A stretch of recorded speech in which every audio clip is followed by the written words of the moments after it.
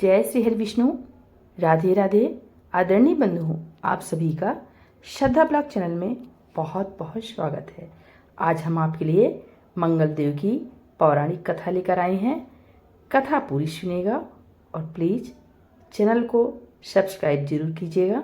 हिंदू धर्म ग्रंथों में मंगलदेव की उपासना के लिए निर्दिष्ट किया गया है। अपने नाम के अनुरूप ही मंगलदेव सभी भक्तों का मंगल करते हैं। अपने भक्तों से अधिक भक्ति पाकर प्रसन्न होने वाले मंगलदेव यदि एक बार किसी को शरण में ले लेते हैं तो फिर कोई भी बाधा उनका बाल बांका नहीं कर सकती। आइए सुनते हैं सर्व मंगलकारी भगवान मंगलदेव की कथा। बहुत समय पहले की बात है। किसी गांव में एक बुढ़िया रहती थी। वह मंगलदेव को अपना इष्ट मानती थी। मंगलवार के दिन वह ना तो घर लीपती थी और ना ही धरती खोदा करती थी। हर मंगलवार को वह मंगलदेव का व्रत रखती थी।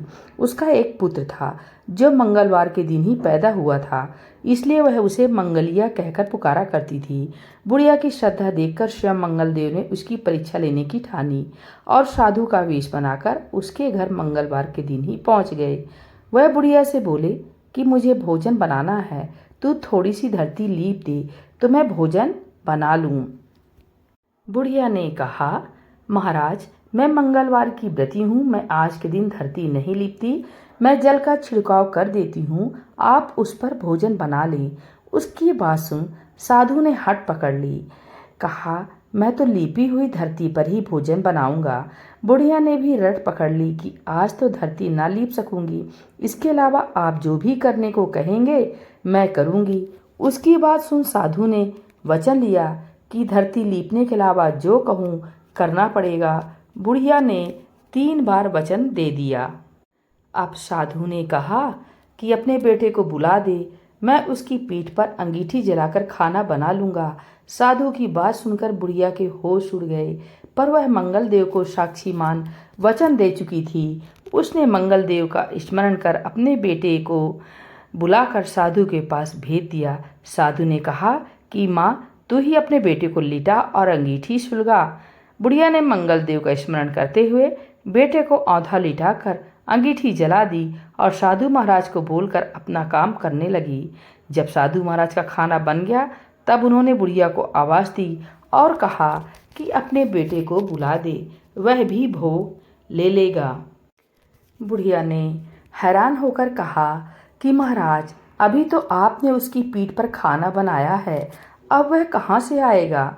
आप कृपया भोजन ग्रहण करें और जहाँ जाना हो जाएं, मुझे और दुखी ना करें। साधु ने हट पकड़ ली कि अपने बेटे को आवाज़ दे। साधु की बात सुन बुढ़िया ने जैसे ही कहा, मंगलिया ओ मंगलिया, उसका बेटा दौड़ता हुआ आ गया। बेटे को देखकर बुढ़िया चकित रह गई। तब साधु महाराज ने कहा कि माँ, तेरा व्रत सफल हो गया। तेरी अपने इष्ट देव में अटल श्रद्धा है, इसलिए आज के बाद वे हर तरह से तेरी रक्षा करेंगे, तुझे कोई भी कष्ट ना होगा।